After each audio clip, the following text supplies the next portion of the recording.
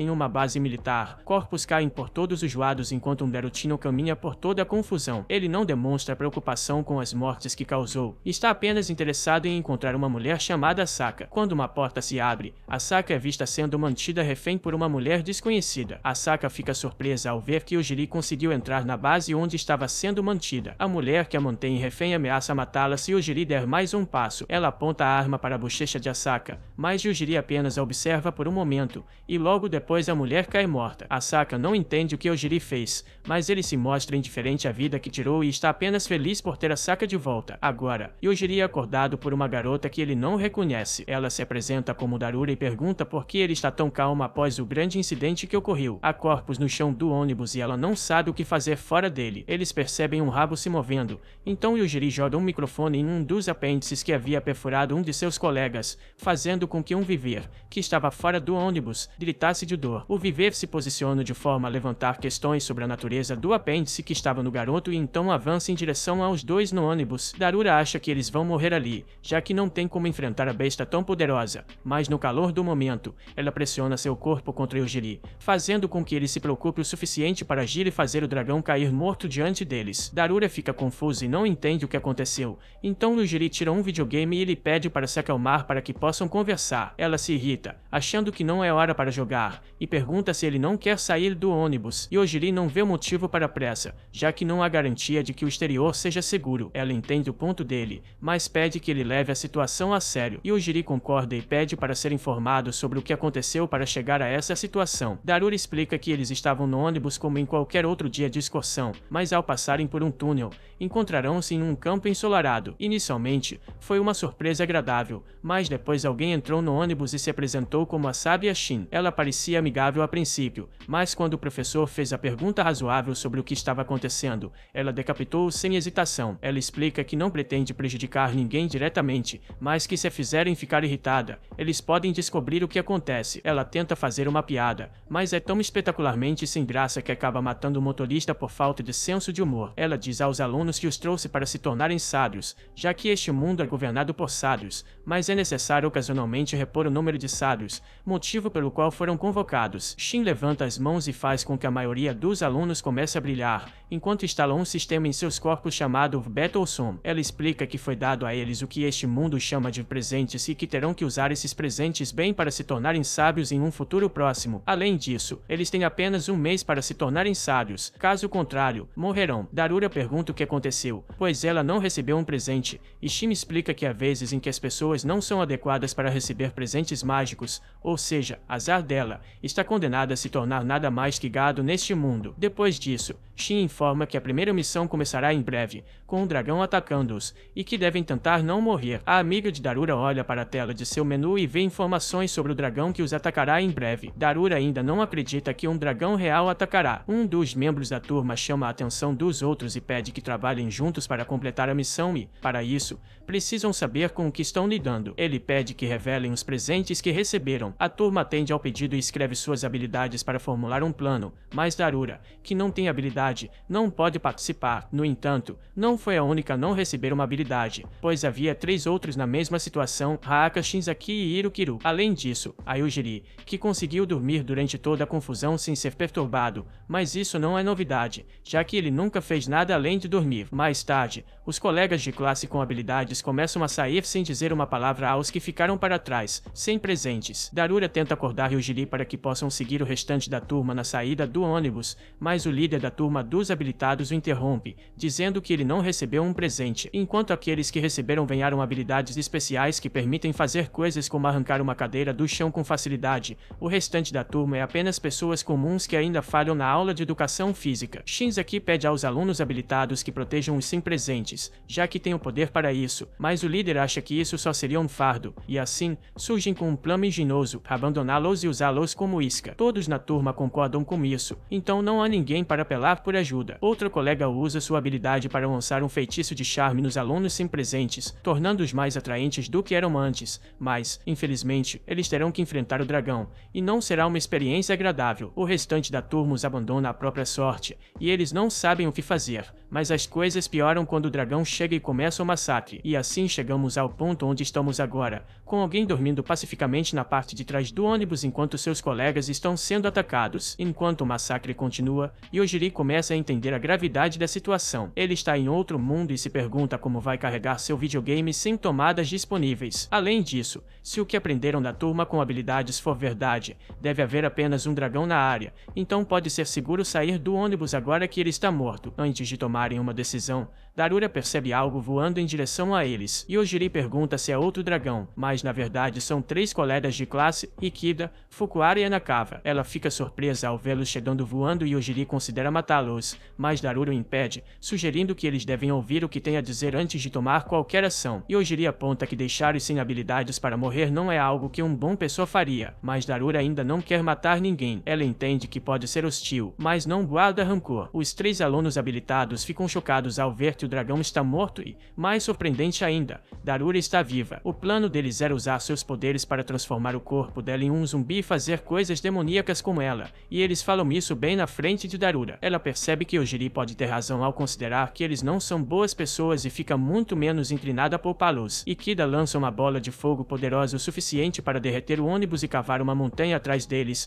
demonstrando a diferença de poder e forçando Darura a se render e se tornar seu brinquedo. Higashida revela que decidiu que fará o que quiser neste mundo, e a primeira coisa na lista é fazer Darura sofrer junto com os outros 2 que dizem estar sonhando com isso há muito tempo. Darura fica apavorada com a ideia do que fariam com ela, mas Yojiri lhe diz para se acalmar enquanto ele coloca os 3 em uma situação onde possam ter uma discussão civilizada. Ele então aponta para Higashida e lhe diz para morrer. Os outros riem, achando que Yojiri está sendo apenas estranho, mas, para surpresa deles, Higashida realmente cai morto. Eles não entendem o que aconteceu, mas Yojiri apenas disse a ele para morrer e ele morreu. Sem mais explicações, Yojiri diz para não se moverem, mas o outro se ajoelha para ajudar o amigo e, como resultado, Yojiri também o manda morrer. Anakawa é o único que resta, e Yojiri reitera que, se ele se mover, será morto também. Yojiri começa a explicar sua habilidade, mas primeiro instrui Anakawa a verificar se os outros estão realmente mortos. Anakawa tenta curá-los, mas sua habilidade de cura não funciona porque eles já estão mortos. Anakawa começa a reclamar que Yojiri foi longe demais,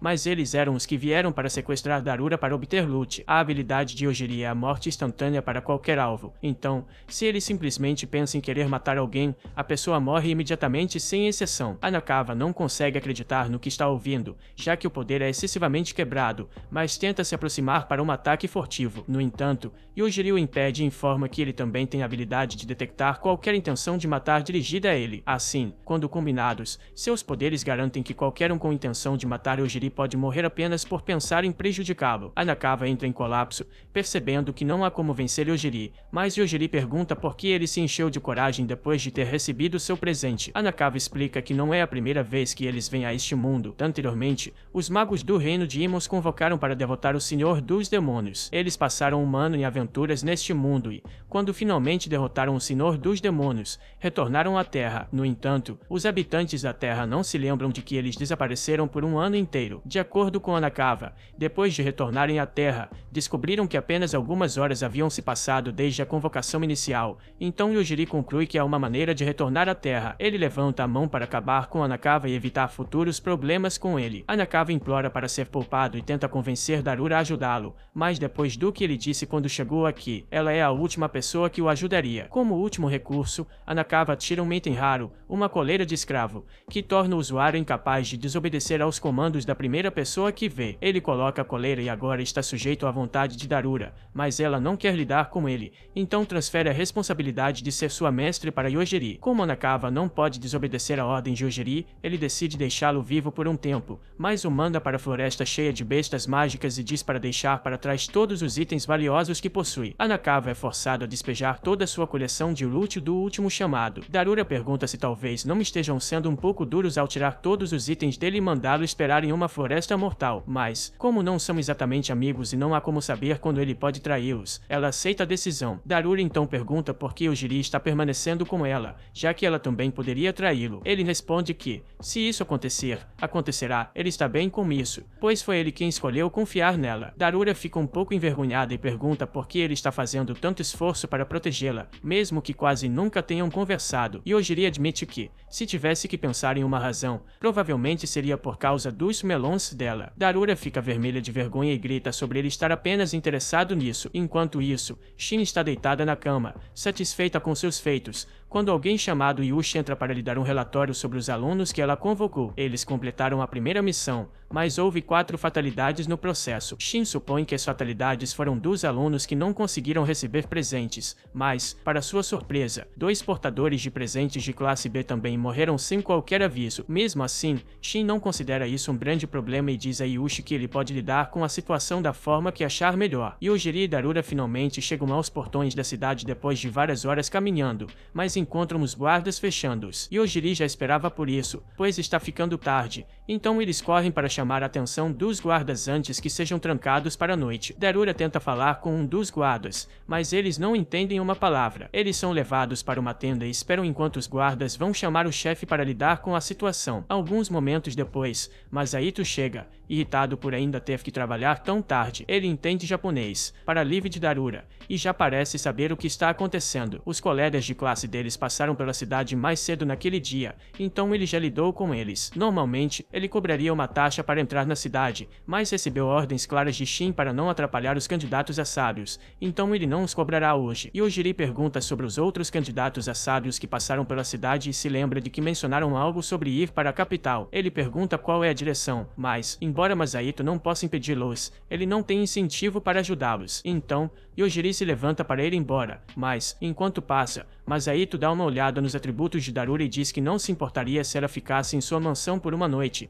mas apenas ela. Darura não parece interessada e agarra a mão de Yujiri para fugir com uma expressão de nojo no rosto. Ela pode não gostar do homem, mas a razão pela qual arrastou Yujiri tão rapidamente foi porque estava com medo de que ele matasse o homem por causa do que ele disse. Yujiri não entende por que ela pensaria que ele faria algo assim, mas, considerando que matou seus colegas de classe anteriormente por se moverem, não parece fora de seu caráter. Ela muda de assunto e comenta sobre como a cidade é incrível, com pessoas que parecem ser de raça bestial. Falando nisso, uma garota gata chamada Maru se aproxima e percebe que é a primeira vez que eles estão na cidade. Ela pergunta se eles estão em apuros ou precisam de ajuda, pois está ali para assisti-los com qualquer coisa. Ela parece um pouco amigável demais para alguém que acabaram de conhecer, então Yujiri pergunta o que ela tem a ganhar ajudando-os. Maru não tenta esconder e diz que só quer se dar bem com todos os candidatos a sábios porque eles estão desesperados e morrendo de sede. Como uma garota gata, se os candidatos a sábios tiverem sucesso no futuro, ela poderá se aproveitar dessa situação e viver uma vida fácil a partir daí. Darura não concorda com esse pensamento,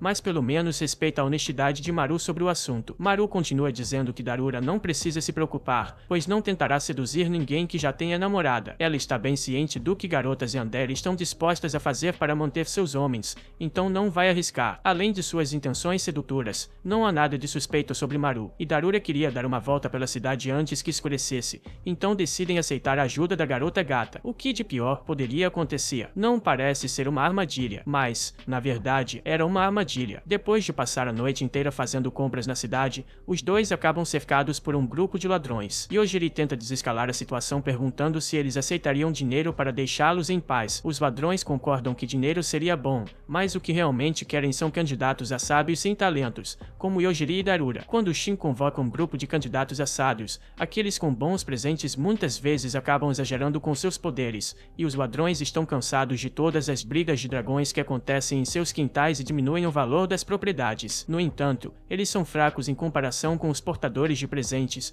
então não podem reclamar. Assim, eles atacam os candidatos a sábios fracos para se sentirem melhor. Eles planejam matar Yojiri e usar Darura como uma ativa irresistível, mas agora que Yojiri compreendeu suas intenções e não conseguiu desescalar a situação, ele terá que ligar para o necrotério local. Darura tenta fazer Maru intervir porque alguém definitivamente vai morrer aqui e não será Yojiri, mas ela acha que os ladrões estão apenas blefando, pois não acredita que alguém sem presente possa ser tão poderoso neste mundo. Darura fez o possível para salvá-los, mas é hora de fazer a ligação. Primeiro, eles precisarão de 5 caixões para as pessoas atrás de Yojiri, mas ele tenta ser mais comedido com os outros e manda um dos os ladrões morrer parcialmente, transformando-o em um vegetal. Isso ainda é um pouco extremo, então ele tenta por partes individuais do corpo, mas isso ainda é bastante ruim. Embora ele estivesse tentando ser mais brando, parece mais uma tortura agora. Decidido a acabar com a situação, Yojiri vê Moko tentando implorar por sua vida com uma história triste sobre querer ganhar dinheiro para ajudar seu irmão doente. Yojiri destaca que ela tentou sequestrá-los e vendê-los como escravos,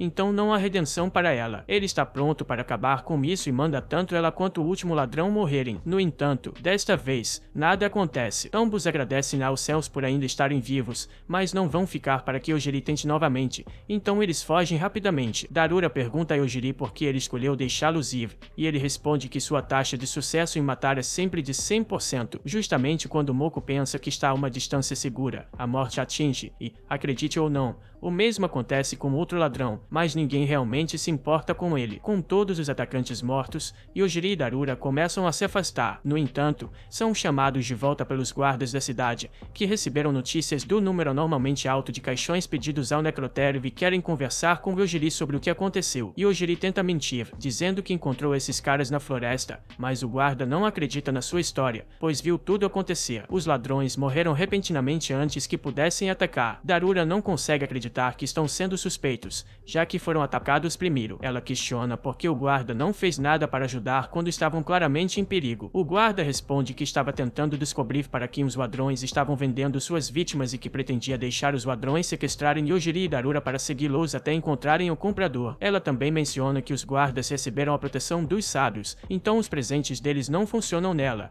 e que devem ir em paz se não quiserem problemas. No entanto, um dos subordinados usa sua habilidade de avaliação em ambos e descobre que nenhum deles possui habilidades de sábio, então não podem explicar como Yojiri fez o que fez, portanto, não tem base para fazer uma prisão. O guarda admite a derrota e diz que eles estão livres para ir, e o subordinado pede desculpas pela grosseria do comandante. Yojiri diz que está tudo bem, mas como pedido de desculpas, pede para que eles os ajudem a encontrar um lugar para passar a noite. O homem não desaponta, e Yojiri e Darura acabam ficando em um hotel realmente luxuoso. Enquanto Darura ainda está admirando a beleza do lugar, Yojiri pergunta se ela gostaria de compartilhar o mesmo quarto com ele durante a estadia. Ela acha isso um pouco embaraçoso, então Yojiri oferece para que os quartos fiquem ao lado um do outro. Darura chega ao seu quarto e se maravilha com o luxo, pulando na enorme cama. Ela começa a pensar em Yojiri e se pergunta sobre os motivos dele para pedir um quarto próximo. Afinal, esta é a primeira vez que ela está longe de Yojiri desde que chegaram a este mundo, e sem ele para protegê-la, ela poderia estar morta ou escravizada várias vezes. Ela se pergunta se Yojiri realmente gosta dela, mas acha que ele já deixou claro que estava especificamente interessado em seus atributos físicos. Enquanto ela esconde o rosto em um travesseiro de vergonha,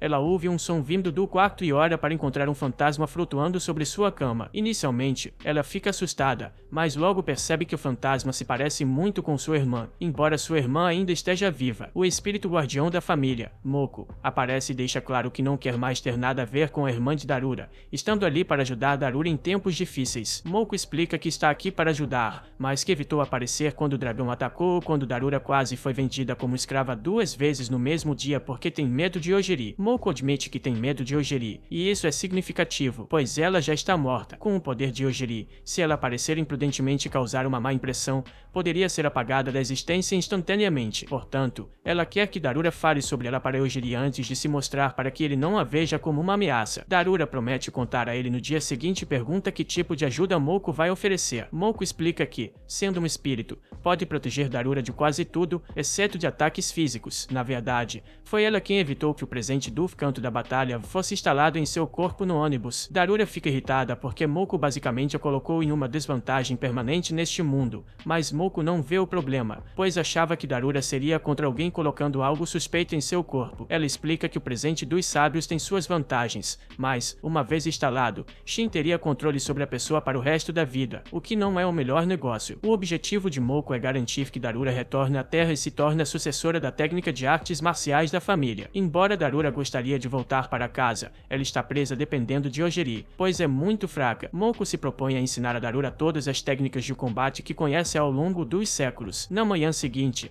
Darura encontra Yojiri na parte de baixo do hotel, sem ter conseguido dormir a noite inteira devido ao treinamento noturno com Moko. Ela pergunta se eles vão se encontrar com o resto dos colegas de classe depois disso, e isso é algo que Yojiri queria discutir com ela. Eles encontram uma mulher chamada Celestina, que tem ajudado Yujiri procurando as localizações de todos os seus colegas de classe e como chegar até eles a partir dali, além de providenciar itens de tradução de linguagem e ocultação de status. Shin também fez um carregador para seu console de jogos. Celestina está realmente se esforçando para ajudar. Ela também preparou 2 bilhetes para que eles pudessem viajar até a capital de trem, com partida ao meio-dia. Gale agradece a ela por todo o trabalho árduo e, se você está se perguntando como eles têm pago por todas as coisas que compraram, eles ainda têm uma grande quantidade de ouro que roubaram dos 3 estudantes retornantes. Yojiri pergunta a Celestina se ela pode pegar o ouro restante e investir para eles, e ela faz isso sem problemas. Os dois continuam sua jornada para se encontrar com o resto dos colegas e estão indo em direção à Floresta Primal,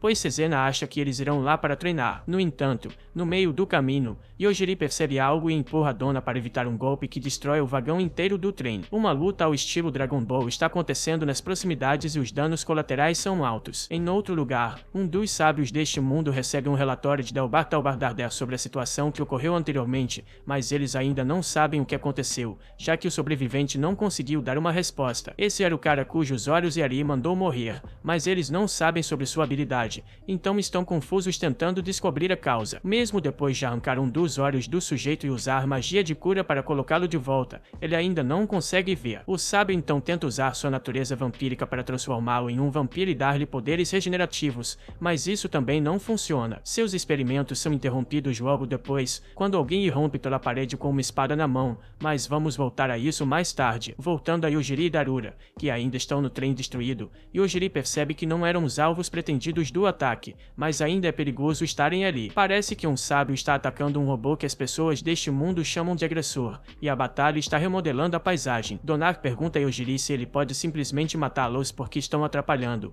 mas embora Yujiri seja uma máquina de matar, ele ainda segue regras. Ele não pode simplesmente sair matando pessoas porque elas o incomodam, e aqueles caras não enviaram um ataque intencionalmente. No entanto, o sábio parece ser um idiota, então Yujiri decide matá-lo depois de tudo. Enquanto isso, como sábio vampiro, a pessoa que atacou acabou de destruir todo o castelo, mas, com sua habilidade inata de cura, ela conseguiu absorver a explosão. Ela fez algo terrível com o amante deste cara, mas novamente ninguém se importa com ele. Além disso, ela é imortal, então não se incomoda em matá-lo e simplesmente o joga do telhado. Ela então instrui a Arte a encontrar Yujiri, pois quer descobrir como ele conseguiu matar todos aqueles ladrões. Enquanto isso, depois que Yujiri matou o sábio, o robô faz a coisa certa e tenta negociar pacificamente em vez de lutar, mas não tem nada que Yogo queira. Então, em vez disso, Danar obtém algo mais tarde naquele dia. O sábio vampiro realiza uma reunião com Shin sobre o sábio morto que encontraram perto dos trilhos do trem e suspeita que Yujiri possa estar por trás disso. Shin não se importa muito, mas a deixa fazer o que achar conveniente,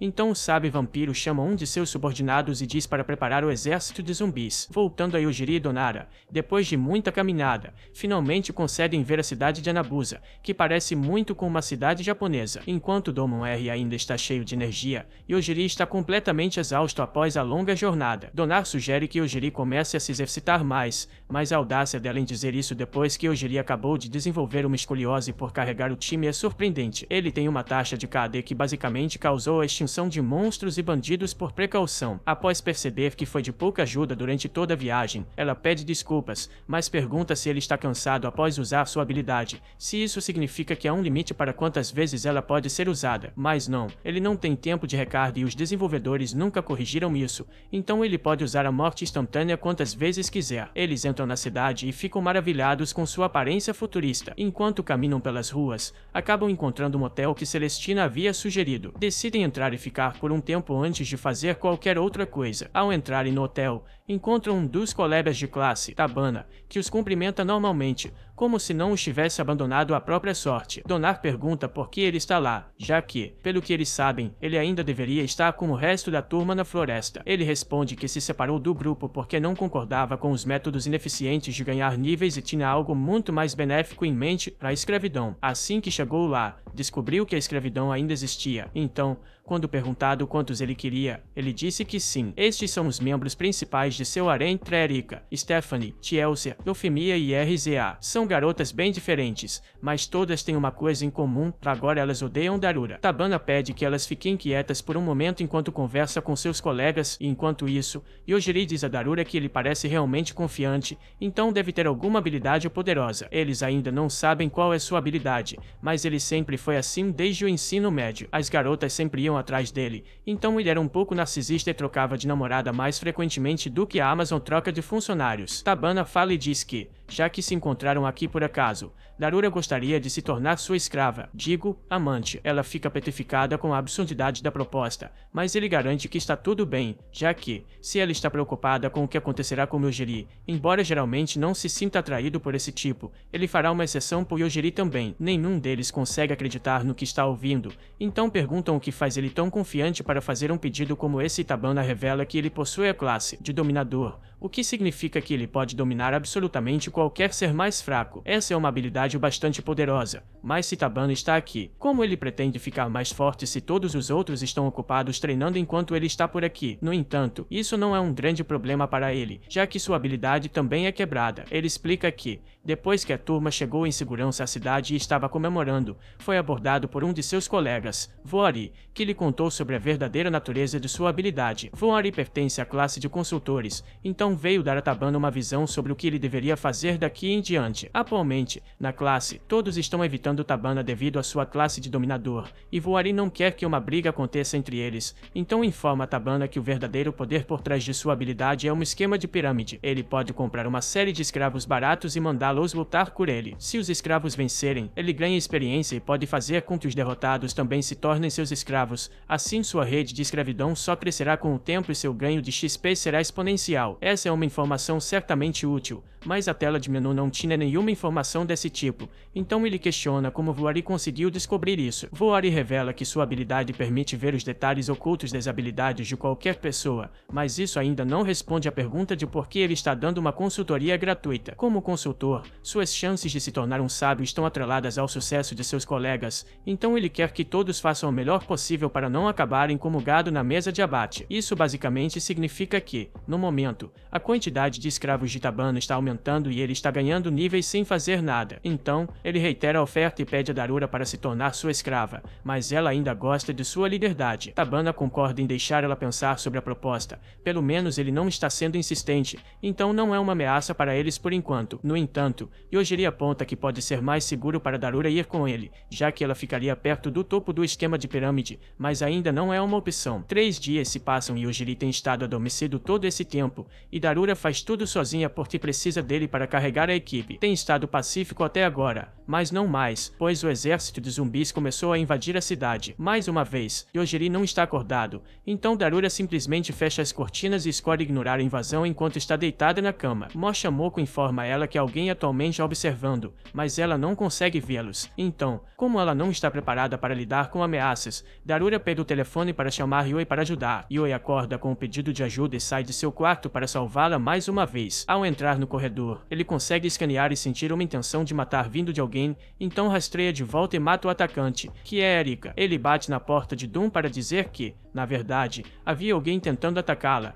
então agora eles precisam discutir seu próximo movimento. Mas primeiro, ele faz uma ligação para o necrotério local para mais um caixão. Tabana estava em um dungeon quando notou que o sinal de Erika parou de funcionar repentinamente, então algo deve ter acontecido. Do outro lado, ele percebe que Tabana pode voltar para se vingar, já que matou um de seus principais escravos, então eles devem sair logo. Enquanto isso, Tabana acabou de limpar facilmente o 100º andar do dungeon sem problemas, graças às habilidades de seus servos que ele pode usar à vontade. Agora que terminou, ele decide verificar a situação com a morte repentina de Erika. Ele olha para suas memórias e ela simplesmente caiu de repente. Ele não sabe o que a matou, mas Eufemia acha que ela pode ter ficado com ciúmes de Darura e tentou eliminá-la, levando ao que eles viram acontecer. Tabana não se importa muito com Erika, mas não quer que Darura se torne sua escrava, então toma uma abordagem menos diplomática e faz com que alguns de seus outros servos tentem impedir Darura de sair. Eles são encurralados por Reza, que usa um feitiço de gelo para bloquear um corredor, mas isso não para Yojiri, pois ele pode simplesmente fazer o gelo morrer e ele morre. Ele afirma sua dominância sobre Reza matando também sua Varime e diz a ela que pode matar qualquer coisa apenas pensando nisso. Então, se ela tentar qualquer coisa engraçada, ela morrerá. Ela cede e diz a ele que é uma mestre de varinhas, então pode atacar sem uma varinha, também lhe dando a varinha que ela guardava entre seus seios. Ela foi ordenada a capturar Darura, mas isso também significa que os outros servos receberam a mesma ordem e Darura quase é atacada por trás, mas ela finalmente começa a se destacar no jogo e consegue seu primeiro assassinato. Reza tenta usar a distração para se levantar e usar sua varinha extra escondida, mas isso conta como algo engraçado e Yojiri foi claro sobre o que aconteceria se ela tentasse isso. Reza é morta, deixando apenas a garotinha e suas bonecas para atacá-los, mas ele simplesmente mata as bonecas e desce para terminar com a garota. Chelsea é esperto o suficiente para saber que não vai ganhar, então se rende e dá a Yojiri todas as informações que ele deseja. Como Chelsea fez a escolha inteligente de idolatar Tabana, ele ficou sem outra opção a não ser usar seu último recurso, seu exército de baratas. Elas podem ser apenas baratas, mas com tantas delas em um só lugar, se Tabana der a ordem para todas atacarem de uma vez, provavelmente poderiam acabar matando um humano. Por exemplo, elas poderiam se rastejar pela sua boca e nariz e se contorcer em sua garganta até você sufocar até a morte. Mas agora que temos combustível suficiente para o dia, vemos Eufemia dizendo a Tachibana que pode não ser uma boa ideia atacar alguém que afirma ser capaz de matar qualquer um, mas Tabana não está recuando porque é um dominador. Então, se ele não matar Yojiri, não será o protagonista. Ele ordena que as baratas comecem o ataque, mas assim que a intenção de matar alcança Yojiri, ele consegue rastreá-la até Tachibana e matá-la no local. Agora que Tabana está morto, as baratas não os atacarão mais, mas ainda é um cômodo cheio de baratas, então eles não ficam lá por muito tempo. Enquanto isso, Stephanie e Eufemia ficam com o corpo morto de Tabana, então, tendo recuperado sua liberdade, Eufemia simplesmente sai. No entanto, ao subir à superfície, ela encontra um deserto onde antes havia uma floresta, em uma enorme esfera de escuridão que acabará de passar pela área. O Sabe-Vampiro também está lá para obter informações sobre a situação. Ela morde Eufemia e a transforma em vampira para que ela conte tudo o que aconteceu. Enquanto isso, Dana e Yojiri finalmente chegam às ruas. Mas lembre-se daquela coisa sobre o exército de zumbis que Darura ignorou? Pois é, parece que agora é um problema. De volta ao Sabe-Vampiro, após transformar Eufemia em membro de sua linhagem, ela pergunta sobre a habilidade de Yojiri, já que Eufemia deve ter visto pelo menos um pouco do que Yojiri é capaz de fazer. Se sua habilidade realmente pode causar a morte a qualquer alvo que ele deseje, ela está curiosa para ver se isso pode pôr fim à sua vida imortal. Na cidade sob cerco, as pessoas estão correndo em pânico enquanto experimentam em primeira mão o que é um apocalipse zumbi. Enquanto isso, Yojiri e Darura estão se escondendo em um beco e planejando seu próximo movimento. Os zumbis são bastante lentos, então Yojiri acredita que eles provavelmente poderiam sair da cidade se tomarem cuidado para não se encurralar. Darura pergunta se ele realmente pretende apenas deixar as pessoas da cidade do jeito que estão agora, mas ele nunca se comprometeu a ser um herói neste mundo. Ele deixou claro desde o início que só se importa com Darura, então ela é a única pessoa que ele se sente inclinado a proteger. Enquanto isso, o prefeito da cidade está furioso porque o líder do exército dos mortos, Masayuki, apareceu em sua cidade sem avisar e está devastando seu povo sem motivo. O Sabe-Vampiro, Lady Lane, concedeu pessoalmente a ele o controle desta área, então Masayuki não tem direito de entrar aqui e destruí-la. Masayuki pede a Ryota que se acalme, afinal, ambos foram camaradas e candidatos a sábios, e sobreviveram juntos no mesmo campo de batalha, ou pelo menos Ryota sobreviveu, já que Masayuki morreu e foi revivido como um morto-vivo. Voltando ao ponto, Ryota ordena que Masayuki leve seu exército dos mortos e saia da cidade imediatamente, mas Masayuki tem toda a permissão necessária da própria Lady Lane, então não há nada que ninguém possa fazer para detê-lo, já que ele literalmente tem licença para matar quantas pessoas forem necessárias para encontrar Yojiri. Ao ouvir que isso estava sob as ordens de Lady Lane, Ryota é forçado a ceder e entregar a chave da cidade para que Masayuki possa prosseguir com seus planos. Ele assume o controle dos alto-falantes espalhados pela cidade e ordena que todos os zumbis parem de atacar por enquanto. Em seguida, ele dá um ultimato à população. Ele está procurando um garoto chamado Yojiri e uma garota chamada Darura. Então as pessoas da cidade têm 1 hora para trazê-los até ele, vivos ou mortos, e se falharem, serão eles que acabarão mortos. Ele já garantiu que ninguém pode escapar, bloqueando os portões da cidade. Então, se as pessoas querem sobreviver, devem se apressar e começar a caçar os adolescentes. Ryota não está feliz que seus cidadãos estejam sendo tratados como peças no jogo de gato e rato de Masayuki, mas novamente, nada pode ser feito porque a chefe disse que sim. Agora, as pessoas nas ruas estão correndo como loucas à procura de Yojiri e Darura, e elas são francamente mais assustadoras do que os zumbis eram. Darura nem entende por que estão sendo perseguidos a esse ponto, mas houve aquele episódio em que Yojiri matou um dos sábios, o que provavelmente foi um grande problema. Matar pessoas de forma imprudente pode acabar causando mais problemas no futuro, mas enquanto ele diz isso, 3 pessoas aparecem atrás dele, preparadas para acabar com sua vida para capturá-lo. Yojiri avisa que não hesitará em matar qualquer um que o atacar, mas o Karashune não dá ouvidos a esse aviso e ataca de qualquer forma. E, como esperado, outro caixão agora precisa ser comprado. Os outros dois ficam com medo após ver seu amigo ser morto tão facilmente e fogem, deixando Yojiri se perguntando por que Masayuki acharia que os senhores seriam de alguma utilidade para capturá-lo, já que foi estabelecido que ele pode matar qualquer um sem muita dificuldade. Talvez Masayuki esperasse que Yojiri tivesse algum tipo de código moral contra matar civis ou algo assim, mas Yojiri não tem tais fraquezas. Mesmo assim, ele não gosta muito da ideia de ter civis jogados sobre ele como marionetes, então decide que pode ser uma boa ideia negociar pessoalmente com Masayuki. Os dois vão para a praça da cidade para encontrar Masayuki e o lugar está simplesmente impregnado de morte e decadência. Eles chegam até Masayuki, que está bastante desapontado por não ter tido a chance de matar mais cidadãos antes que Yojiri se entregasse. Masayuki pergunta se Yojiri pretende se sacrificar pelo bem dos cidadãos da cidade, mas ele não veio para fazer nada disso. Masayuki não acha que Yojiri tenha muita escolha na questão, já que ele é quem está no poder ali, mas Yojiri veio para negociar. Ele quer usar o trem para sair da cidade, então, se ele gostaria que Masayuki removesse a barreira ao redor da cidade, Masayuki se enfurece e diz a Yojiri que ele não está em posição de pedir favores agora. Yojiri cede e concorda em adoçar o acordo, permitindo que Masayuki viva, apesar de ser um bastardo. No entanto, Masayuki não consegue reconhecer o quão sortudo é por receber um acordo tão excelente e ordena a seu exército dos mortos que mate Yojiri. Ele acredita que seu exército deve ser imune a qualquer tipo de magia de morte que Yojiri possua, já que eles já estão mortos, mas Yojiri simplesmente diz a todos para morrerem,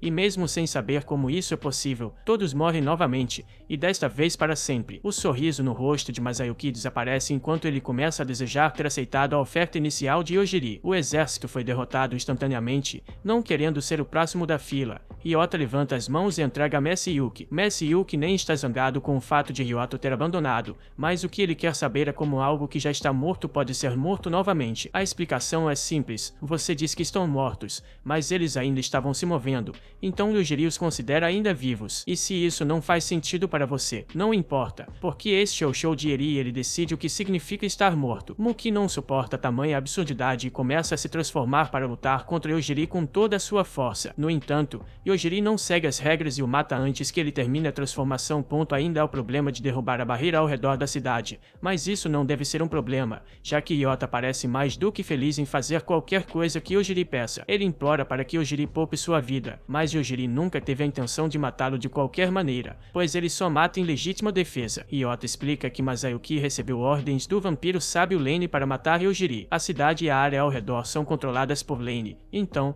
como subordinado dela, Ryota foi encarregado de cuidar da cidade. Isso é um pouco confuso para eles, já que foram chamados aqui pelo sinal para se tornarem sábios e agora estão sendo caçados por outro sábio. Nesse momento, Mamoko aparece e informa aos dois que houve uma manipulação espiritual direcionada para esta área e, de repente, todos os cidadãos da cidade agora têm intenções de matar direcionadas a Yojiri e Darura. Se é um ataque espiritual que está fazendo os cidadãos agirem assim, talvez a barreira possa bloqueá-lo. Mas, quando Ryota tenta usar a chave para alterar as configurações da barreira, ele descobre que foi bloqueado dos controles, o que só pode significar que Lane tomou conta e está por trás disso. A uma grande distância, Lane está executando seu plano, mas Eufemia diz a ela que o que está fazendo é realmente arriscado. Lane já sabe que Yojiri foi capaz de matar Tachibana a longa distância, rastreando seu controle sobre as baratas, e com um poder assim, está muito acima do poder de qualquer sábio. É exatamente por isso que Eufemia acredita que eles devem apenas deixá-lo fazer o que quiser e se afastar. As pessoas sob controle mental começam a atacar Yojiri uma a uma, e ele é forçado a matá-las continuamente enquanto atacam. Ele já passou por algo assim antes, onde uma pessoa tentou várias coisas apenas para ver como Yojiri reagiria, mas no final ele sempre pode simplesmente matá-los todos se for necessário. Ryota está tendo um grande problema ao ver todos os seus preciosos cidadãos caindo como moscas bem diante de seus olhos. Enquanto isso,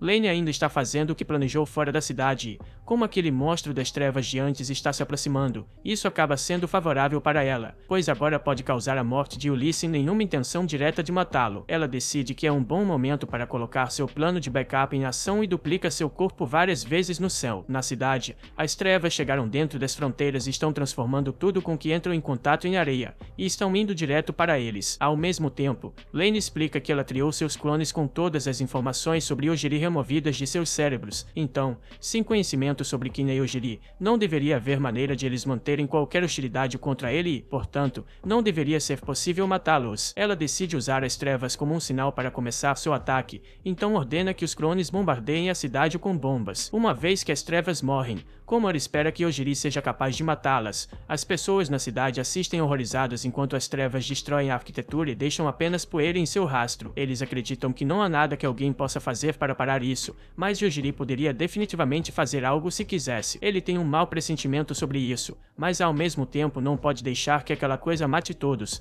então decide matá-la. Depois que as trevas são eliminadas, a estratégia de bombardeio de Lane entra em efeito e mais destruição recai sobre a cidade. Yojiri pode ver o ataque, mas não consegue sentir nenhuma hostilidade, quase como se algo estivesse apenas atacando a cidade indiscriminadamente. Deve ser obra de quem estava testando ele com os civis, mas enquanto Yojiri estava fazendo essa análise tática intensa, ele estava enterrado de cara nos voluptuosos seios de Dona. Isso faz lembrar pelo que está lutando, então ele se levanta para resolver o problema, mas isso é mais fácil de dizer do que fazer, já que ele não sabe de onde vêm os ataques. Dona olha para cima e vê algo que nunca poderia ter esperado. As bombas que estão atingindo a cidade são literalmente todos os clones de Lane explodindo-se no chão. Eles percebem que essa é a medida contra a morte instantânea de Yi e ele não pode realmente fazer muito a respeito, já que ela não está mirando nele e as cópias estão se explodindo tão rápido que ele nem consegue vê-las. Nesse caso, se tudo o que ele precisa é ser o alvo, Iota pensa que pode ajudar. Sua classe de habilidade é um prefeito, então ele é capaz de ver tudo na cidade de uma vez e usa as informações que tem para descobrir o próximo local que será destruído. Ele então teleporta todos para lá e, quando o clone está prestes a atingi-los, Yojiri faz com que ele morra antes de pedir a Mamoko que use seu espírito guardião para criar um escudo ao redor deles. O escudo era uma proteção que pode ser usada sob a roupa, mas graças ao espírito guardião de Moko, ela é capaz de transformá-lo em qualquer coisa, de um escudo a uma armadura. Finalmente, Dona não é mais um peso morto. Todos os clones de Lane foram derrotados e Eufemia está dizendo a ela que ela fez uma cagada ao decidir ir atrás de Yojiri, mas ela ainda não vê o problema, já que pode apenas criar mais clones para atacar novamente. Nesse momento, a total dimensão da morte instantânea atinge Lane e ela percebe que realmente fez uma grande cagada, mas ela ainda não queria morrer. Em outro lugar, uma garotinha acorda de uma soneca em um caixão e recebe uma mensagem pré-gravada de Lane dizendo que ela é uma cópia dela feita para ser uma pessoa separada. Isso foi feito para evitar ataques de Yojiri, mas voltaremos a isso depois. Enquanto isso, Yojiri e Dona estão prestes a partir da cidade agora que receberam transporte de Iota. Enquanto isso, finalmente vemos o que os outros estudantes têm feito. Conhecemos Ruko, que é da classe Samurai. Depois de derrotar um monstro,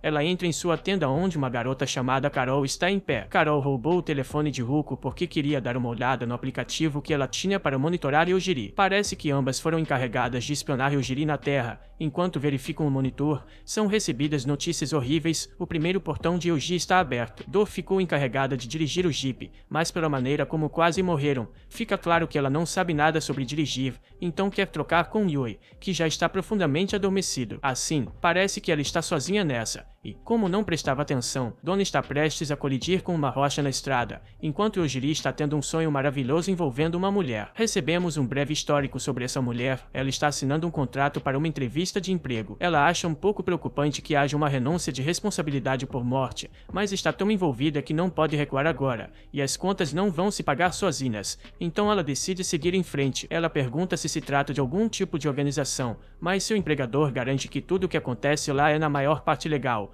embora ele não pareça muito convincente. Ele diz que a instalação pesquisa maldições, então o trabalho dela será cuidar de um monstro. Ela é conduzida por um corredor vermelho e pergunta para onde estão indo. O empregador informa que ela deve cuidar de um ser que pode ter sido chamado de Alpha ou Omega. Pela descrição dada, Asaka se pergunta se pode ser um humano, mas o empregador não sabe realmente, pois nunca arriscou ver a coisa por si mesmo. Alpha Omega tem a assustadora habilidade de matar qualquer coisa apenas pensando nisso, então trouxeram Asaka para ser sua professora. Já é perigoso o suficiente, mas imagine uma criança pequena com o poder de matar pessoas por diversão. É aí que Asaka entra. E se você está se perguntando por que ela foi selecionada para esse trabalho perigoso, é porque ela foi a única que apareceu. Quando chegam ao fundo do elevador, o empregador entrega um papel a ela e diz que agora ela está sozinha, antes de deixá-la lidar com o ser. Ela não tem outra escolha a não ser entrar, mas avisa que não a culpem se o mundo for condenado por causa de algo que ela fez. Ela entra em uma sala com um ambiente artificial sendo sendo gerado e caminha até a casa ilustrada no mapa incrivelmente bem desenhado. Quando chega lá, chama para ver se alguém está em casa e, eventualmente,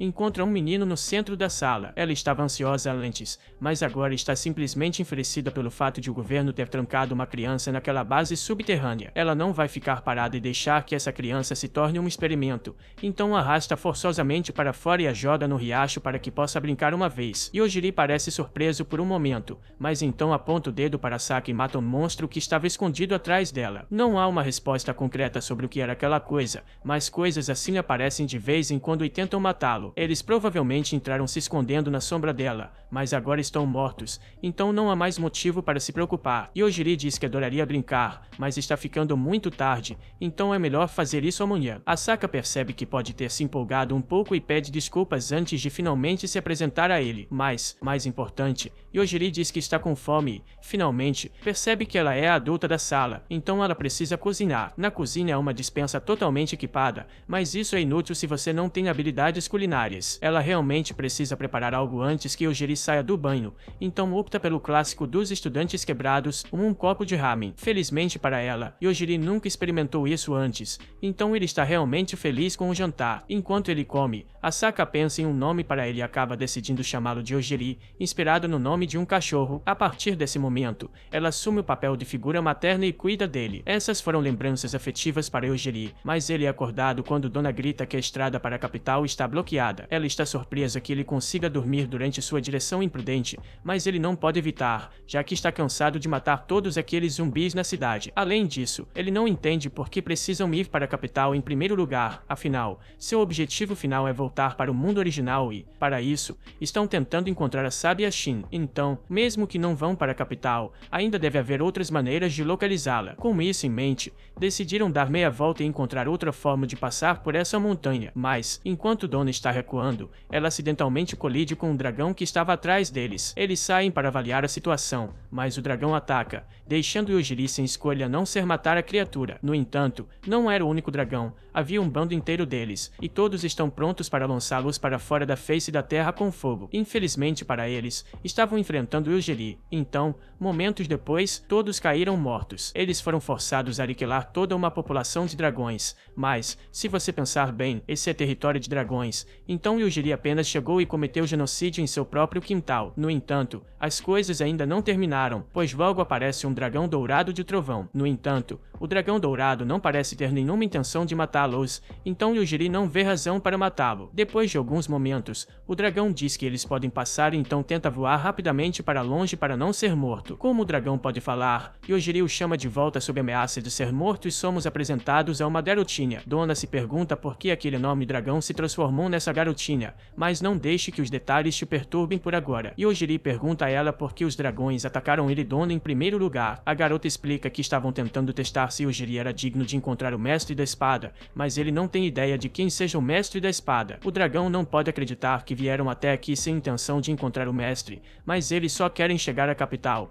então não há razão para desviar agora. O dragão implora para que eles a sigam até o mestre, já que seu trabalho era levar indivíduos promissores a ele e ela não pode voltar de mãos vazias depois de perder todo o seu exército de dragões. O mestre da espada é supostamente tão poderoso quanto um sábio, então Yojiri concorda em encontrá-lo, pois ele pode ter alguma pista sobre como retornar ao seu mundo original. Além disso, eles estavam meio que presos aqui de qualquer forma, então, o dragão promete que, se eles forem com ela encontrar o mestre da espada, ela os levará pessoalmente à capital. Ela se apresenta como Atli e os guia até a localização do mestre da espada. Quando chegam, encontram muitas pessoas ao redor, também aqui para encontrar o mestre da espada e ter uma chance de se tornar o próximo rei divino. Um dos caras ali acha que deve ser contra as regras chegar aqui de carro, já que todos os outros tiveram que andar, mas o próprio mestre da espada diz que não tem problema com isso. Você pode achar que o mestre da espada é um cara legal, mas estaria errado, já que a primeira ordem de negócios ao chegar é que todos se matem até restarem menos da metade dos participantes restantes. Yojiri não queria nem ter vindo aqui em primeiro lugar, então ele pergunta se pode ir embora,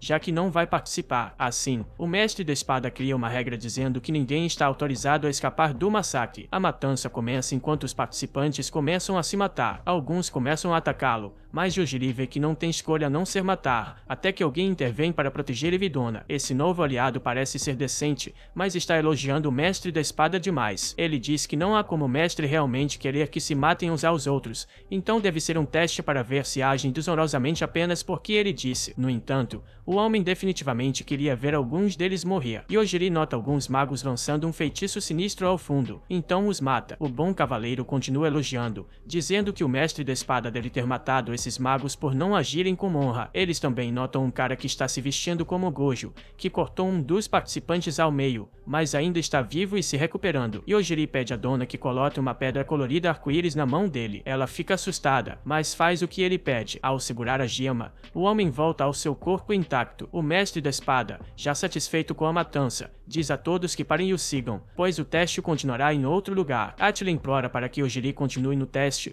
pois se ele vencer e se tornar o próximo rei divino, ela será promovida e se tornará sua atendente. Como ainda não receberam nenhuma informação, eles não veem mal em continuar com o teste por enquanto, embora esteja se tornando mais irritante do que Yojiri esperava. Eles seguem o mestre da espada e, ao longo do caminho, o cavaleiro que os ajudou se apresenta como Rick. O bisectado é chamado de Lonel. Agora que as apresentações foram feitas, Yojiri pergunta qual é a importância de se tornar o Rei Divino. Rick explica que o Rei Divino foi a pessoa que selou o Deus das Trevas há muito tempo, mas mesmo com o Deus das Trevas selado, ele ainda é uma ameaça, pois muitas pessoas estão tentando revivê-lo. Enquanto isso, nos bastidores, Lonel pergunta a Rick sobre a pedra que o curou. Ele explica que essas pedras são Apollon, que podem curar ferimentos graves e também serem usadas em jogos GEA. Ele sempre teve uma sorte terrível desde que nasceu, então acabava sempre em situações terríveis. Recentemente, ele foi sacrificado por um culto estranho. Pensou que estava morto, mas uma deusa apareceu e, sentindo-se mal, deu-lhe Apollon para compensar sua vida terrível. Além das lesões, ele também pode trocar as pedras por itens aleatórios, mas, com sua má sorte, ele acaba recebendo apenas um pincel. Ele usou a maior parte dos cristais nesse item,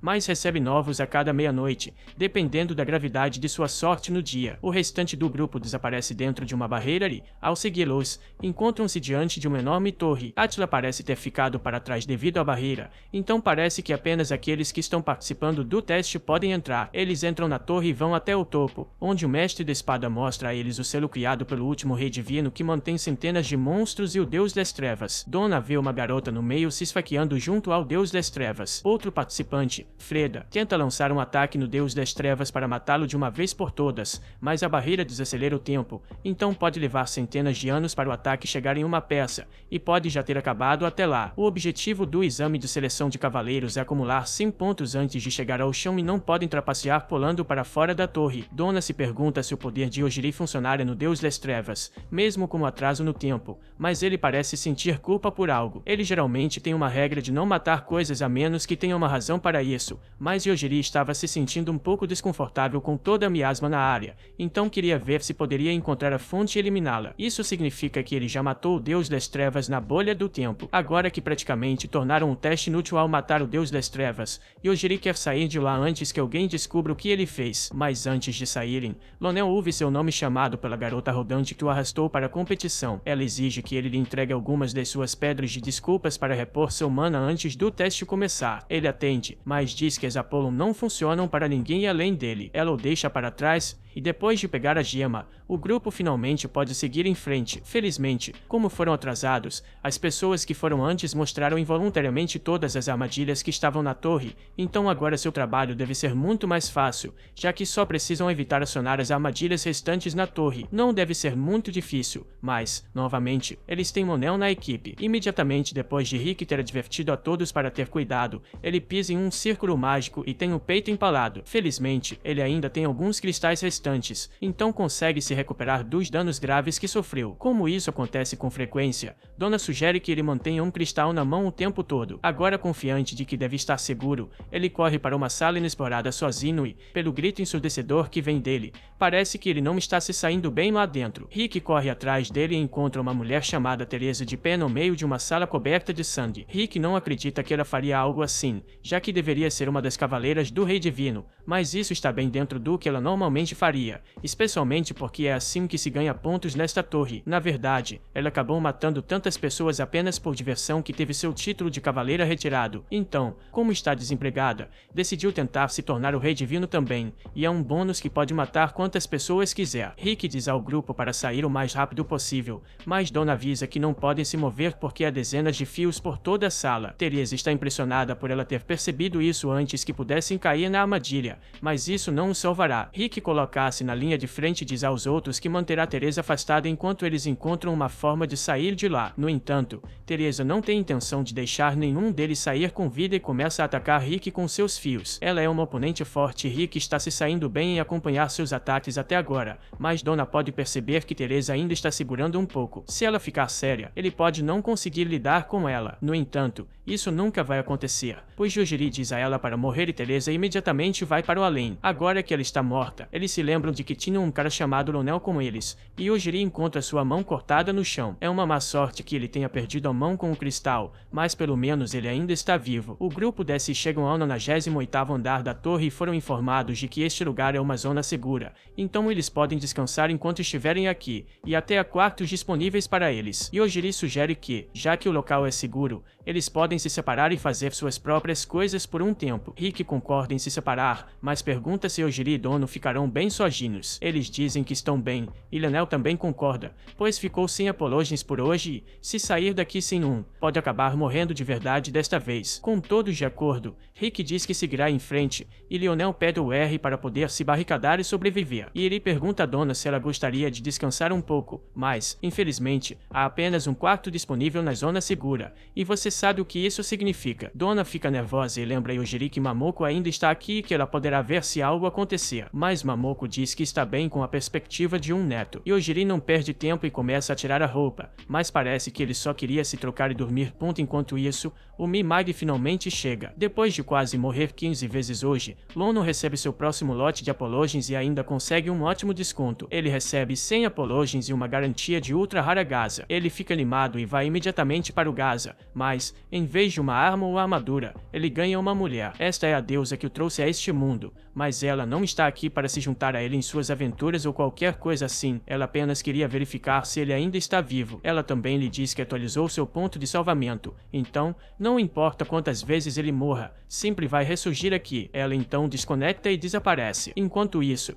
no centro de controle da torre, a menina homúnculo informa ao mestre que há um problema. Segundo nossos cálculos, o número de almas que a torre coletou não corresponde ao número de pessoas que morreram, mas ele não vê isso como um grande problema, já que ainda há mais do que almas suficientes disponíveis para manter a barreira. Outro ponto de preocupação é que também precisarão repor seu estoque de meio-demônios que alimentam a barreira. Em outro lugar, uma garota de cabelo azul corre por um campo com explosões ao redor dela. Ela aponta que é rude atacar alguém à vista quando você nem sabe o que a pessoa quer ainda, mas o sujeito já está bem ciente de que ela está aqui para recrutá-lo. A garota realmente foi enviada para recrutá-lo e recebeu ordens de matar qualquer um que se recusasse a se juntar. Então, ela se certifica de ter a pessoa certa ao escaneá-lo com seu olhar. O sujeito se chama Satu e usou seu dom para construir esta colônia e viver uma vida pacífica aqui, e ele não quer que isso seja bagunçado pela AWA. Então, ele usa seu poder para atacá-la com uma série de tentáculos. Infelizmente para ele, ou tem hacks incorporados, então nenhuma de suas habilidades está funcionando. Ela saca sua espada, que tem uma alta estatística de lux, então sua habilidade não pode afetá-la, mas isso apenas significa que ela precisa evitar ser atingida pela espada de Satu,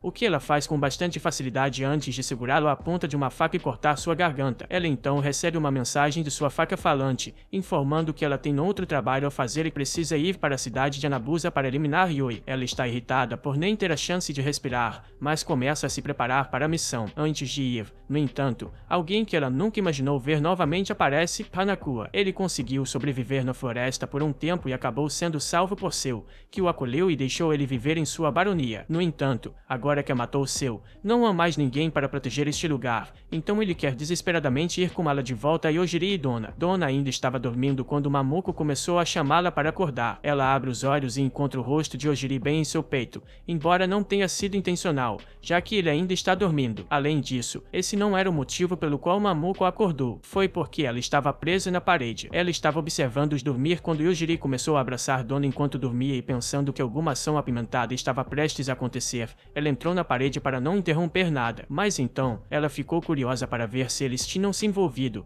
então tentou espiar, e isso aconteceu. Parece que a torre tem um mecanismo para capturar espíritos, então ela está sendo lentamente sugada para a parede. Yojiri finalmente acorda e pergunta se ele pode fazer algo para salvá-la, mas Dona já desistiu e agradece a Mamoko por todo o tempo que passaram juntas, já que a parede está a sugando. Yojiri se aproxima e localiza o mecanismo responsável pela sucção, então ele o desativa, o que funciona por alguma razão. Mamoko fica feliz por ter conseguido sobreviver, mesmo estando morta há séculos, mas ainda se pergunta qual seria a razão por trás da torre estar sugando almas. Yojiri não tem certeza, mas com tudo o que aconteceu, diz a dona que ela precisará estar preparada porque ele vai matar qualquer pessoa que pareça remotamente uma ameaça a partir de agora. Ela já sabia que teriam que matar pessoas que tentassem matá-los e agradece a Yojiri por sempre a proteger, fazendo corar intensamente com o que ela acabou de enviar a ele. Em outro lugar, a está se aproximando de Yojiri e dos outros na torre, mas eles encontram o dragão, e Hanako acha que deveriam fugir, mas ela não considera isso um grande problema e simplesmente diz que não acha que um dragão seja tão grande. Ela deveria ser capaz de voar, e imediatamente após, o dragão cai ao chão. Sua habilidade não apenas causa um rolamento forçado, mas literalmente muda o mundo para ser exatamente como ela acredita que seja. Em outras palavras, não importa quão delirante ela seja, ela está sempre certa, mas se seu oponente tiver boa sorte, ela não pode usá-la contra eles. O dragão ainda é uma ameaça, mas é decapitado por um agressor que coleta informações dele e depois entra na barreira. Todos decidem segui-lo, e Hanako é arrastado junto. Enquanto isso, Yojiri e Dona continuam seu caminho pela torre, destruindo os desafios, mas o criador da torre fica irritado e desce pessoalmente para detê-los. Ele diz que a torre foi criada para manter a barreira e manter o Senhor das Trevas selado, então ele não pode permitir que ela seja destruída. Yojiri promete que se deixarem ele e Dona saírem da torre agora, ele não destruirá mais nada, mas Elia não está muito razoável no momento e está prestes a ameaçá-los, mas Yojiri não vai esperar tanto e simplesmente o mata. Eles continuam pela torre e encontram dois espadachins lutando. Chegaram a um estágio onde um homem chamado Masaki está sentado em um trono, que ele deve ter carregado até aqui. A garota que está lutando contra o coelho é aparentemente uma meio-demônio, mas Yojiri não quer se envolver e apenas pede para passar pela saída sem problemas. No entanto, Masaki está cheio de si e se recusa a deixar Yojiri passar sem uma luta, enquanto a garota demônio não se importa com o que ele faz. Masaki convoca o resto de seus servos para lutar e começa a explicar o que eles podem fazer, mas nada disso é importante porque, alguns segundos depois, Yojiri mata todos eles. Masaki também tentou lutar, então Yojiri o elimina. A garota demônio reconhece o poder de Yojiri por conseguir matar alguém como Masaki com tanta facilidade, então ela pede para se juntar a ele. A garota se apresenta como Tilde, uma espadachim disfarçada que infiltrou o teste da torre na tentativa de localizar sua irmã, que desapareceu recentemente. Ela veio aqui porque ouviu que seu povo estava sendo preso na torre e gostaria da ajuda de Yojiri para atravessá-la e localizar sua irmã. No entanto, ajudar ela significaria ir contra o mestre da espada, então ela entende se eles não quiserem seguir com isso. Até este ponto, Ivy e Dona têm basicamente avançado pela torre destruindo-a pedaço por pedaço. Então, se alguma coisa, eles já estão se declarando como inimigos do mestre da espada, mesmo que não quisessem. Por isso, ele concorda em ajudá-la, mas diz para ela não depender demais de suas habilidades, já que ele está apenas ajudando a procurar sua irmã. Theo agradece muito pela oferta de ajuda, mas eles precisam de alguma pista sobre onde começar a busca. Ela não tem muito para trabalhar, mas, por algum motivo, consegue sentir algo subterrâneo, então esse será o primeiro lugar a ser investigado. Nesse momento, são acompanhados por Rick, Freire e Liel, que surpreendentemente conseguiram chegar tão longe sem morrer. Eles vão para o próximo quarto onde o mestre da espada os estava esperando. Ao ver que 17 candidatos conseguiram passar pelos testes, ele está prestes a anunciar o próximo rei divino, mas antes que possa fazê-lo, é interrompido pelo Zu, que vieram trazer notícias terríveis. A torre caiu em silêncio, quase como se alguém tivesse dito para ela morrer. Então estão tendo problemas para manter a primeira barreira, e a segunda barreira está extremamente instável agora. Não há como saber quanto tempo tem antes que os súditos do Senhor das Trevas consigam rompê-la. Nesse mesmo instante, uma luz brilhante ilumina a torre e, quando todos abrem os olhos, descobrem que a torre foi completamente destruída, junto com a primeira barreira, mas a segunda ainda está funcionando minimamente. O mestre da espada sata sua espada enquanto a pessoa por trás dessa destruição desce sobre o ex-torre. Ele pensou que destruir a torre também eliminaria a barreira, mas parece parece que elas são mantidas por sistemas diferentes. O mestre da espada sabia que esse dia chegaria, mas não esperava que fosse tão cedo. Ainda assim, agora que as coisas chegaram a esse ponto, ele pede aos candidatos que o ajudem a derrotar essa ameaça. Caso contrário, a humanidade está condenada. Enquanto isso, Yojiri sugere que eles procurem no subterrâneo enquanto todos estão ocupados com essa coisa, e Dona pergunta se ele realmente não vai fazer nada sobre isso, mesmo que possa. Mas, como um sábio uma vez disse, eu perdi a parte em que isso é meu problema. Além disso, se ele derrotasse aquela coisa agora, provavelmente atrairia muita atenção indesejada para eles, então é muito mais conveniente deixar que outras pessoas façam isso. Lone vê Eri e os outros saindo e acha que pode ser uma boa ideia sair também, mas Rick se mantém firme, não querendo virar as costas e fugir do inimigo. O mesmo vale para Felica, então eles permanecem onde estão e se preparam para a luta. O Anjo das Trevas desce ao chão e exige saber como desativar a barreira que mantém o Senhor das Trevas preso, mas o Mestre da Espada se recusa a fornecer essa informação tão facilmente. O Anjo das Trevas não se importa se ele quiser ser teimoso em fornecer a informação, eles apenas ficarão ali e matarão todos um por um até que alguém sinta vontade de contar o que ele quer saber. As pessoas começam a cair como moscas enquanto o Anjo das Trevas as eletrocuta. O grupo de ninjas tenta detê-lo, avançando e criando vários clones das sombras, mas os clones não fazem diferença, pois o anjo ainda consegue eletrocutá-los até a morte instantaneamente. Antes que pudesse tocar sequer um dedo nele, Federica decide que é sua vez de brilhar e carrega um disparo de poder total de escala impressionante. No entanto, enquanto o acúmulo foi inspirador, o resultado não valeu a pena, pois foi apenas absorvido pelo Anjo das Trevas. De trás, aparece um garoto que ficou realmente impressionado com a potência do disparo dela, considerando que ela é apenas uma humana. O homúnculo avisa ao mestre da espada que o garoto também é um ser anômalo, mas ele se ofende com isso e diz que eles ainda têm nomes, Lute e Orgami. Federica não se importa com isso e só quer que eles morram, mas, ao tentar atacar novamente, a diferença de força entre eles é claramente visível, pois seu ataque é parado por 2 dedos. Kabar recua para criar distância suficiente para atacar novamente, mas ao fazê-lo, percebe que está sem o braço. O braço desaparecido está nas mãos de Lute, que o transformou em doce quando tocou nela e procede a comer a parte do corpo de Federica bem diante dela. Rick assume e ataca Lute com sua espada, que parece ser mais eficaz do que magia, mas ainda não é suficiente para desafiá-lo realmente. Ele grita para Lionel levar Federica para um lugar seguro enquanto pode, mas, nesse momento, recebe uma notificação. Ele tem uma gacha ultra rara garantida disponível no momento. Decidido a tentar a sorte, ele usa todos os seus pedidos de desculpas para ver o que pode conseguir. Quando a música para, é a deusa que é convocada novamente. Ele não acha que ela será muito útil,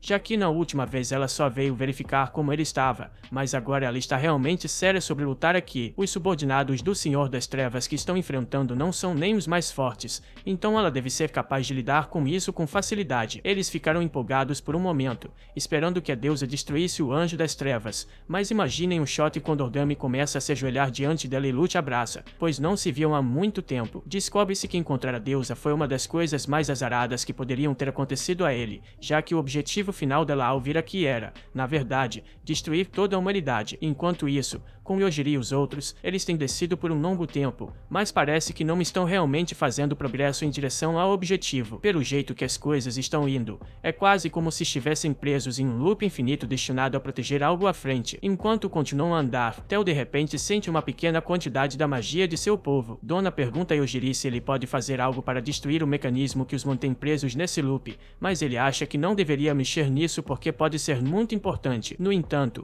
momentos depois, um corte inexplicável atravessa o loop, desfazendo. Yojiri não sabe o que acabou de acontecer, mas como não precisou destruir a barreira pessoalmente, ele está tranquilo com isso. No entanto, o que criou esse corte ainda está solto. Eles descem para o subsolo para ver se encontram o povo de Tel, mas, como se já tivesse aprendido algo, o subsolo sempre abriga as coisas mais horríveis. Neste caso, um monte de lama viva que costumava ser o povo de Tel. Eles provavelmente foram transformados nisso para que sua magia fosse drenada deles, mas, apesar da abominação que testemunha, Tel está um pouco aliviada por sua irmã não estar entre aqueles que sofreram esse destino. Ela os põe para fora de sua miséria com sua espada e agora sabem o que aconteceu com os demônios que foram mantidos ali. Dona pergunta o que farão agora, e Yojiri diz que devem voltar à superfície por enquanto momento e decidir para onde ir a partir daí, dependendo do que está acontecendo no momento. Ele pergunta até o que ela quer fazer, e agora que ela viu o que viu, fez um voto de matar o mestre da espada com suas próprias mãos. De volta à superfície, o mestre da espada nomeia Rick como seu sucessor, caso algo lhe aconteça. Embora ele não tenha a intenção de morrer aqui hoje, se ele morrer, Rick deve ser capaz de se defender usando o poder armazenado na torre. Lionel se sente terrível por trazer a Deus aqui,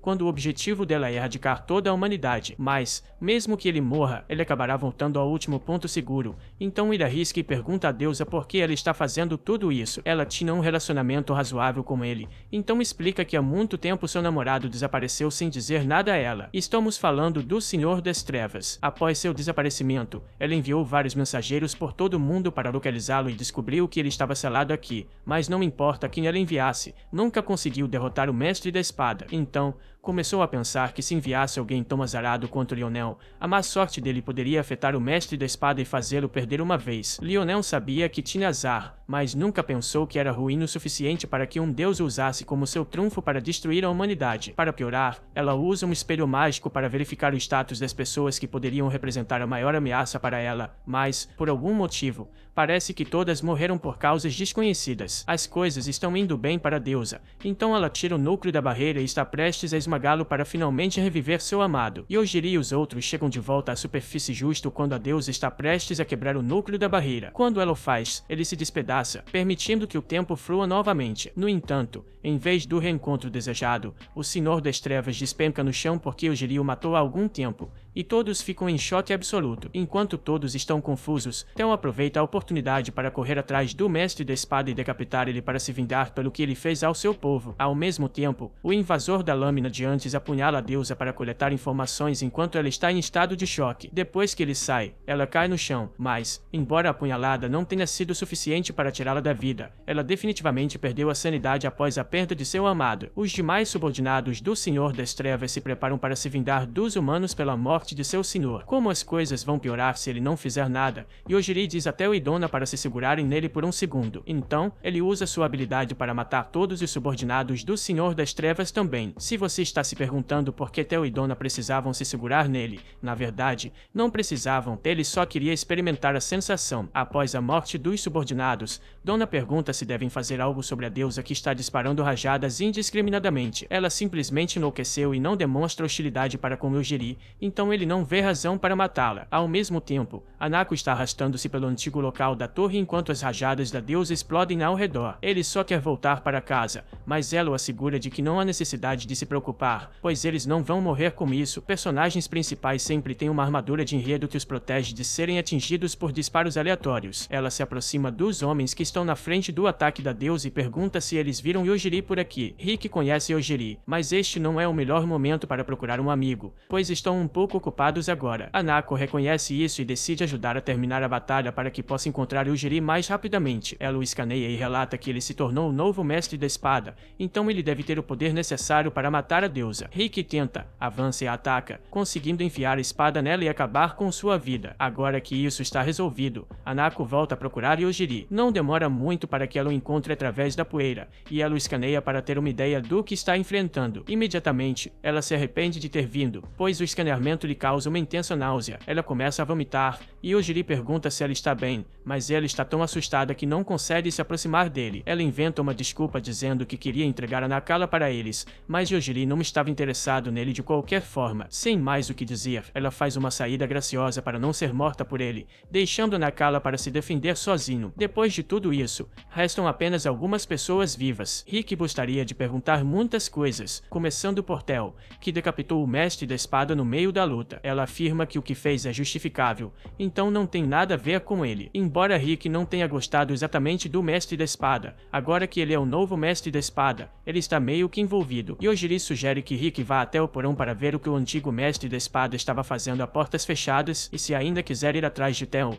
Yojiri apoiará ela. Rick não entende o que ele pode fazer, pois até agora não viu Yojiri lutar. O Rei Divino informa a Rick que Yojiri foi o responsável por matar o Senhor das Trevas e todos os seus subordinados, e que o poder que ele possui é imensurável. Então, Rick Rick entende que se Yojiri diz que Teo estava justificada, ele não pode discutir. Ele pergunta o que todos planejam fazer a seguir. Teo declara que continuará procurando sua irmã, Eufemia. Yojiri e Donna se lembram de ter ouvido esse nome em Anabusa, então ela decide ir para lá primeiro. Enquanto isso, Yojiri e Donna irão para a capital real, e Rick lhes dá 2 pingentes que devem permitir a entrada deles sem problemas. Com isso, eles partem para sua próxima jornada, deixando Nakala para trás novamente. Em outro lugar, Saya recebe notícias de que Aoa assumiu após encontrar Yojiri e começa a se perguntar sobre o verdadeiro poder de Yojiri. Ela decide convocar alguém que o conheceu na Terra. Ela convoca um cientista aleatório e pergunta sobre Yojiri. Quando o cientista descobre que ela trouxe Yojiri para este mundo, agradece a ela por salvar toda a humanidade na Terra. Infelizmente,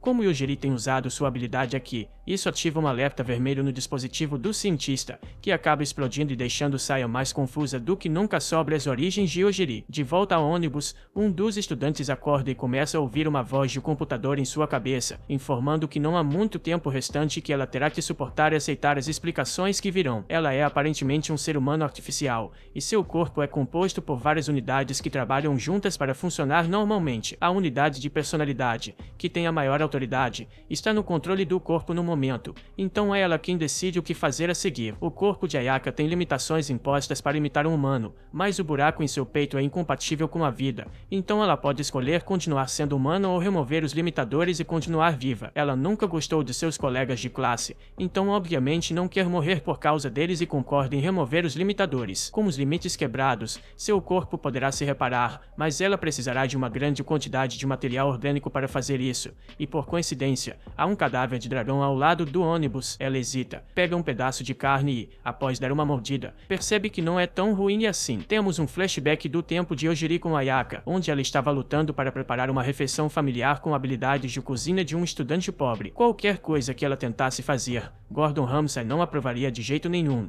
e Yojiri também não, dizendo diretamente que a comida estava ruim. Ela não consegue lidar com as críticas de um garoto de 7 anos e grita com ele para que diga que a comida está deliciosa, não importa o que, ou nunca vai conseguir nada com ele. Yojiri não entende bem o que ela está dizendo, mas apenas diz que a comida está deliciosa, mesmo que não acredite nisso. Ela não se sente melhor, pois sabe que suas habilidades culinárias são ruins. Yojiri acaba terminando o prato e, com a comida resolvida, Ayaka olha para a lista e vê que sua próxima tarefa é ensinar a ele algumas coisas de ensino fundamental. Ela está cansada da quantidade de trabalho que tem que fazer para esse emprego e nem sequer recebe um bônus por isso. Ela se resigna ao seu destino e começa a ensinar Yojiri a escrever, quando de repente ouve alguém se aproximando. Yojiri não está muito incomodado, pois sabe que provavelmente é apenas o carregador que traz suprimentos de vez em quando. Ela vai verificar e descobre que o carregador é, na verdade, um robô enviado porque as pessoas têm medo de encontrar Yojiri. Ao perceber que o robô traz suprimentos, ela pede alguns equipamentos de ensino fundamental, um livro de receitas para aprender a cozinhar melhor e algumas coisas para entretenimento. Com isso resolvido, ela volta a verificar Yojiri e decide que ele trabalhou o suficiente por hoje, então é hora de um intervalo para brincar lá fora. Eles saem e Ayaka ainda não consegue entender como esse lugar tem uma vista tão maravilhosa, mas está localizado sob a terra. Yojiri está se divertindo jogando na natureza artificial, mas Ayaka não pode deixar de se preocupar se ela vai conseguir sair viva daqui. O mês acaba e Ayaka deve dar um relatório sobre o que aconteceu com Yojiri. O cientista a parabeniza por ter sobrevivido um mês inteiro no trabalho, o que é um recorde. Ela reclama que terminou de ensinar o trabalho de ensino fundamental, mas qualquer coisa além disso está além de sua capacidade. O cientista assegura que tudo bem, pois eles podem usar um sistema de educação remota para isso. Ayaka estava esperando um professor real para ensinar Yojiri, mas, embora isso seria ideal, não é fácil preencher a vaga quando é necessário assinar um termo de responsabilidade por risco de morte para o trabalho. O cientista pergunta se ela não está satisfeita com as condições de trabalho atuais e ela obviamente está insatisfeita por ter sido trancada lá por um mês. Mas o cientista sabe exatamente como convencê-la e coloca uma grande quantia de dinheiro na mesa. Assim que Ayaka abre o dinheiro, toda a insatisfação desaparece imediatamente. Ainda há o problema de não poder usar o dinheiro enquanto está presa lá, mas ela pode tirar uma folga sempre que quiser, ponto que isso estivesse no contrato, mas eles acharam que ela morreria cedo ou pediria demissão antes de precisar tirar uma folga, então se esqueceram de mencionar isso a ela. A Saki está um pouco preocupada com quem cuidará de Yojiri enquanto ela estiver fora, mas tudo deve estar bem apenas com os robôs, desde que ela esteja ausente por apenas alguns dias. Ela está percebendo agora que havia robôs que poderiam ter cozinhado para eles o tempo todo, então não havia razão para ela aprender a cozinhar, mas pelo menos, após o mês passado, a comida dela não está tão ruim quanto era no início. Asaka decide tirar a folga agora e bate com a papelada na mesa. Mais tarde, a vemos dormindo em uma cama, mas quando ela acorda, não está familiarizada com o local. Ela tenta lembrar o que estava fazendo antes de desmaiar, que era fazer compras, mais compras e ainda mais compras antes de terminar a noite reservando o melhor quarto disponível em um hotel. Foi uma noite incrível, mas isso não explica como ela acabou aqui. Ela pensa que pode ter sido sequestrada e uma voz lhe diz que ela está correta em sua suposição. Ela foi de fato sequestrada, mas não há motivo para se preocupar, pois os sequestradores são gentis e não têm intenção de machucá-la ou retirar seus órgãos. Isso, obviamente, não soa muito reconfortante, mas a voz continua dizendo que são uma organização que busca salvar o mundo selando o perigo, então gostariam que ela respondesse algumas perguntas para eles. Enquanto isso, na base de confinamento de Ojiri, ele percebeu que Asaka está ausente há um tempo, então pergunta a um dos robôs o que aconteceu com ela. O robô informa que ela está atualmente de licença, mas ele se pergunta quando ela voltará, já que está ficando um pouco solitário. Então, ele decide sair e procurá-la por conta própria. Mas, antes, pergunta a outro robô se sabe para onde ela foi, mas este não tem acesso a essa informação. Então, Yojiri pergunta quem teria informações sobre Asaka e é informado de que os pesquisadores provavelmente saberiam. O robô revela toda a instalação e leva Yojiri até a porta que permitirá que ele saia, mas explica que essa porta não pode ser aberta de dentro, pois é controlada remotamente. Então, Yojiri apenas chama os cientistas que estão assistindo pelas câmeras e pede para abrir a porta. Algumas coisas acontecem e o pesquisador principal chega à sala, apenas para descobrir que todos, exceto uma mulher, estão mortos. A mulher foi a única que ouviu Yojiri e abriu as portas, mas quando os outros cientistas tentaram impedi-la, todos foram mortos instantaneamente. Agora, a mulher está abrindo todas as portas que Yojiri pede, com lágrimas nos olhos porque não quer morrer, e o pesquisador principal não consegue detê-la. Ele nunca pensou que você seria capaz de matar pessoas, mesmo quando não pode vê-las diretamente, mas, já que as coisas chegaram a isso, ele diz ao guarda que está atrás dele para atirar na mulher que está abrindo as portas. No entanto, antes que ele pudesse sequer mirar, Yojiri já o havia colocado fora de combate e ele caiu no chão. O líder não tem mais o que fazer. Então, enquanto Yojiri se aproxima dele e pergunta onde está Asaka, ele responde que ela está atualmente de licença, mas não acha que ela voltará tão cedo porque foi sequestrada por uma certa organização. Yojiri pergunta por que eles ainda não tentaram resgatá-la, mas esta instalação é incapaz de desafiar essa organização porque eles são muito poderosos. Se esse for o caso, Yojiri diz que irá resgatá-la ele mesmo, mas também pede que não mencionem todas as pessoas que morreram aqui hoje para Asaka quando ela voltar. A próxima coisa que sabemos é que há caos por toda a base da organização enquanto Yojiri está entrando e matando todos os soldados que tentam impedi-lo. Os líderes da organização não estão surpresos que seus soldados de poder não foram suficientes para detê-lo, pois acreditam que Yojiri pode matar qualquer coisa que ele olha, mas isso torna o trabalho deles apenas matá-lo antes que ele possa olhar para eles. Infelizmente, eles estavam errados sobre as condições da habilidade de Yojiri, pois uma vez que todos os atiradores se posicionaram e estavam prontos para atirar, todos caíram mortos antes que seus dedos pudessem sequer tocar no gatilho. Enquanto isso, Asaka ainda está em sua cela de detenção, desejando ter se candidatado a um trabalho mais normal, mas também está preocupada com o bem-estar de Yojiri, já que não pode estar lá para cuidar dele. Então, ela ouve explosões do caos acontecendo do lado de fora e pensa que pode ser uma boa oportunidade para escapar enquanto todos estão confusos. Mas, quando ela se dirige para a porta, o chefe da organização entra e aponta uma arma para ela, mantendo Asaka sob a mira da arma e a usa como um escudo humano para fazer Yojiri recuar. Yojiri está feliz por finalmente ter encontrado Asaka. O chefe tenta chantagear Yojiri, dizendo que ela matará Asaka se ele se aproximar, mas isso não vai tão bem quanto se espera. Assim que Asaka está segura, Yojiri corre até ela e pede para voltar para casa. Então os dois saem da organização e,